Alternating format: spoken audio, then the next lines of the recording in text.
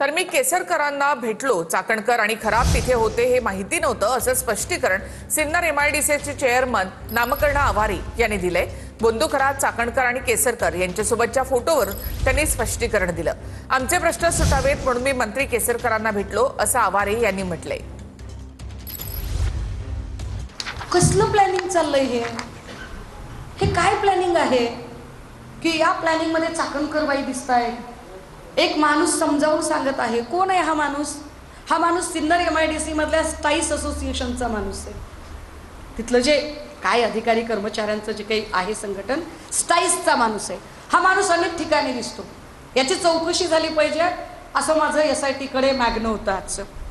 ज्या आणि आमच्या संस्थेत ते आले, त्यांनी आल्यानंतर आम्ही त्यांचा सत्कार केला। आमच्या उद्योजकांबरोबर एक बैठक केली छोटीशी, आणि मी त्या संस्थेचा चेअरमन म्हणून काही प्रश्न आमचे त्यांच्यापुढे ॲज अ मंत्री म्हणून मांडले। चाकणकर खरात तिथे कसं नाही, कसं आहे, आता आम्ही मंत्री महोदयांना विनंती केली, परंतु माझ्या माहितीप्रमाणे ते त्यांच्याबरोबर होते, त्याच्यामुळे ते देखील ह्या बैठकीला त्यांच्या समवेत उपस्थित राहिले। आमच्या कुठल्या एखाद्या उद्योगामध्ये भागीदारी केलेली नाही किंवा कुठल्या उद्योगामध्ये सहभाग नोंदवला